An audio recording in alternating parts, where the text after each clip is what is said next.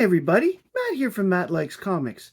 Today we're going to do part 2 of my most valued books in my collection. These are some of the other bangers that I have, so to speak. I like how some of the other guys like Biggie Shack call them bangers. I never really used that term before, but let's see what this goes with. So, what I've done is I've dug out 10 more books. This is my part 2, my final part. But in two cases they were actually two books, so I have 12 books to show, which leaves me with 22. And I probably could find three more, but honestly, off the top of my head, that would be hard to do. I'd have to go through box by box. So let's take a look at part 2, shall we? I begin with Adventure Comics 300. This is the first issue of Adventure Comics that featured the Legion as the lead title. Although they weren't always the lead story the first couple years, they were considered the lead of the book for 80 issues after this, from 300 to 380. And I have them all. And that was one heck of a run to put together, let me tell you. Speaking of Adventure Comics, next up, we're going with Adventure 381, which is the first story after the Legion left the book. It's also the first Supergirl story of her own full-length novel. Now, there are people who have actually had this argument with over the Action Comics 80 pagers where they do a lot of reprints, but the argument is, come on, they're reprints. Sure, she gets 80 pages, but this is a brand new story, and this was her first book-length story. All the other ones, if they were longer, were cut into other issues of Action. So this is her first ever solo comic. So Adventure 381. Next up, this is one that arguably could have been in the last video as one of my most valuable. But I have it on the second level, second tier for a reason, because I'm not quite sure it's up to snuff with prices falling on a lot of stuff. This is Conan 23, the first appearance of Red Sonja. Some people call it a cameo, but she's on 3 pages here, so I consider it a first full appearance.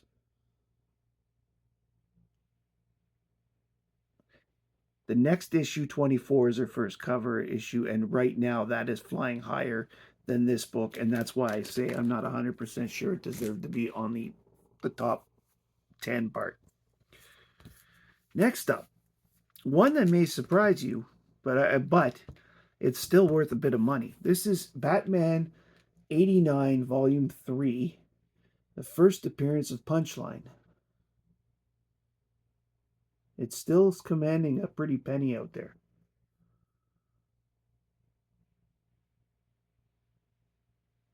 And for the record, I used to have Detective 880, but I don't have it anymore. Now, from pure value, I have yet another book that my friend Steven sent me. This is Superman 154. And this one is valuable not because of the content, but because of the condition. The condition is fantastic. And thus, second tier book in terms of value for my collection.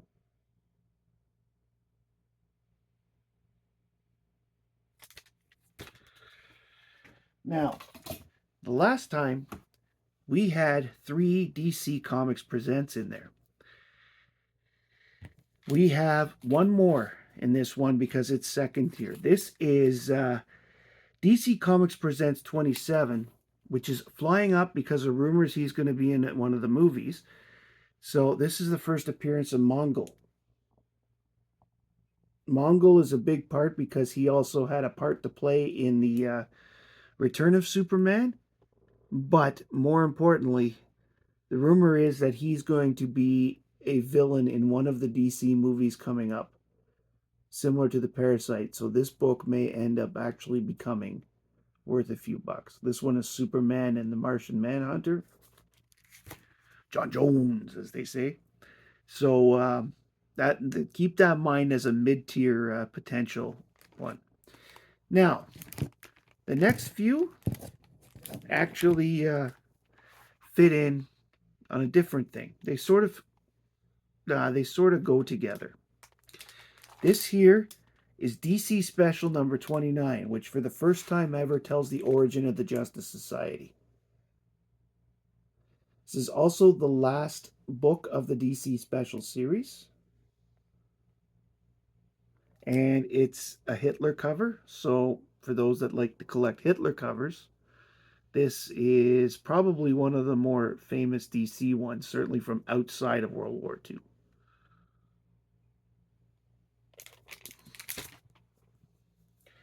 Next up, I found it. All-Star Comics number 58. First appearance of Power Girl.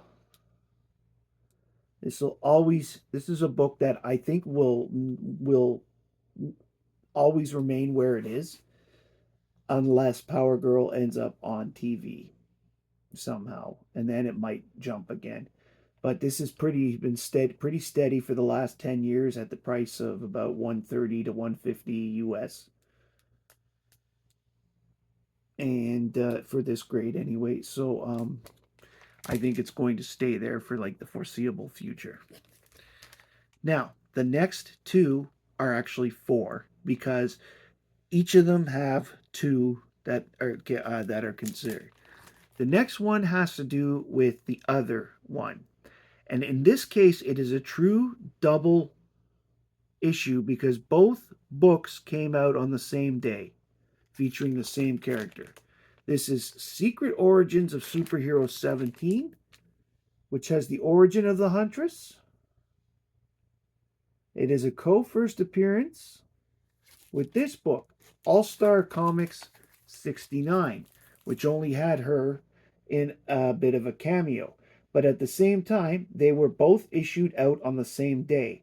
So neither or both is a first appearance. I always thought that was neat that they both came out at the same time. It took me like nothing. It took me nothing to find this one. But it took me forever to find this one.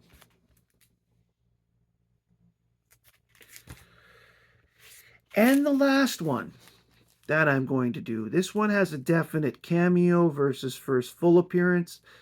Both are worth a lot of dollars comparatively. Basically, this is another one that people are debating all the time, whether it's the first. And no, it's not Hulk 181. That would have been in the other video had I had it. This is Superman the Man of Steel 17 and Superman the Man of Steel 18. This is a first full appearance cover. This has a cameo in it.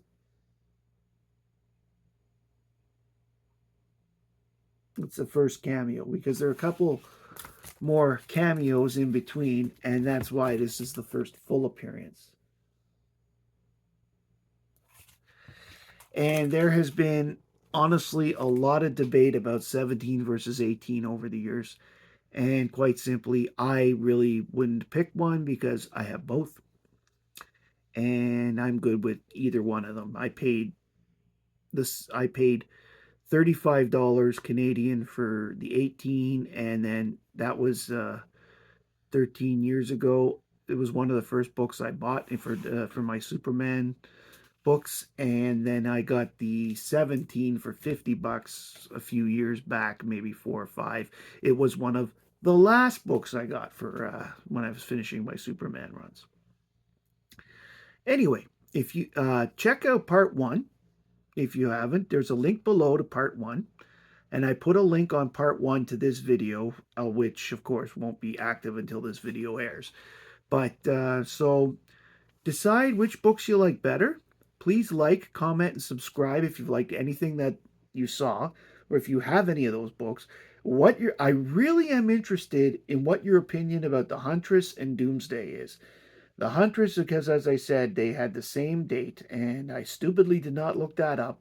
So I might add to the notes later what the date was that it came out in 1977, I want to say. They're cover dated